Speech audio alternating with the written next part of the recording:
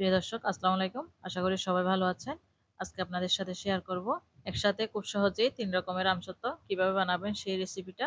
চলুন কথা না বাড়িয়ে মূল রেসিপিতেই চলে যাই। আমি এখানে ১ কেজি পরিমাণ কাঁচা আম ছিলে একটা গ্রেটারের সাহায্যে গ্রেট করে নিয়েছি।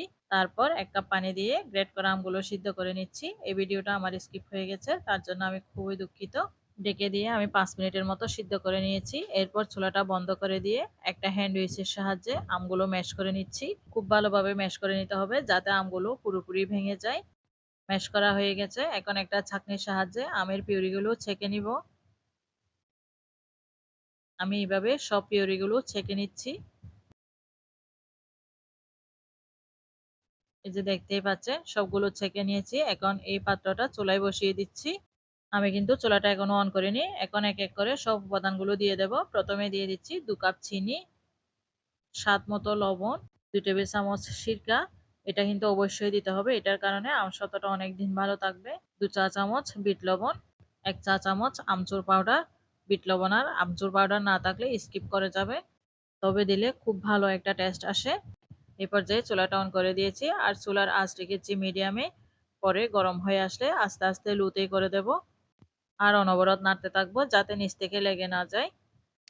দেখেন দেখতে দেখতে বলক চলে এসছে, ফেনা ক্রিয়েট হয়ে গেছে উপরে। আপনারা চাইলে এই ফেনাগুলো উঠিয়ে ফেলে দিতে পারেন। এটা বেশিক্ষণ জাল করতে হবে না, ২-১ মিনিট জাল করে নিলেই হয়ে যাবে, কারণ এটা অনেকটা ঘনই আছে। এখন আমি চুলাটা বন্ধ করে দিয়েছি আর একটা প্লেটের মধ্যে সরিষার তেল ব্রাশ করে নিচ্ছি। সরিষার তেলের পরিবর্তে আপনারা রান্নার তেলও ব্যবহার করতে পারেন। তেল ব্যবহার করার কারণ হলো আমসত্ত্ব তোলার সময় খুব ইজিলি উঠে যাবে। এখন এখান থেকে ২ কাপের মতো প্লেটে নিয়ে নিচ্ছি। এই যে দেখেন আমার একরকম আমসত্ত্ব রেডি হয়ে গেছে। এখন এটা আমি এক সাইডে রেখে দিয়ে আরো ২ কাপের মতো একটা মগে নিয়ে নিচ্ছি। এখন এখানে আরো কিছু উপাদান এড করব। প্রথমে দিয়ে দিচ্ছি ১ চা চামচ ভাজা চিলি ফ্লেক্স। চিলি ফ্লেক্সটা অবশ্যই ভাজা ব্যবহার করার চেষ্টা করবেন। তারপর দিয়ে দিচ্ছি ১ ফোঁটা গ্রিন ফুড কালার। তারপর সব উপাদানগুলো মিক্স করে নিয়েছি। এগুলো বসানোর জন্য একটা প্লেট নিয়ে নিয়েছি। প্লেটে একটু তেল ব্রাশ করে নিচ্ছি। তারপর আমের মিশ্রণটা দিয়ে দিচ্ছি। এই সবুজ কালারের আমসত্ত্বটা আমি ২ টা প্লেটেই বসিয়েছি। ২ রকমের আমসত্ত্ব রেডি হয়ে গেছে। এখন আরেক রকমের আমসত্ত্ব তৈরি করতে চলে যাব। বাকি যে মিশ্রণটা ছিল ওইখানে প্রথমে দিয়ে দিচ্ছি ১ চা চামচ চিলি ফ্লেক্স। আমি এখানে ২ রকমের চিলি ফ্লেক্স ব্যবহার করেছি। ১/২ চা চামচ গরম মসলা, ১/২ চা চামচ ভাজা জিরার গুঁড়া। আবারও দিয়ে দিচ্ছি ১ চা চামচ চিলি ফ্লেক্স, ১ চা চামচ পাঁচফোড়নের গুঁড়া। এখন সব উপাদানগুলো মিক্স করে নিচ্ছি আর চুলাটাও অন করে দিয়েছি। জলটা একটু কম হয়েছে তাই আমি আবারও দিয়ে দিচ্ছি ১ চা চামচ চিলি ফ্লেক্স, ১ চা চামচ লাল মরিচের গুঁড়া। কারণ এই আমসত্ত্বটা আমি একটু স্পাইসি করব।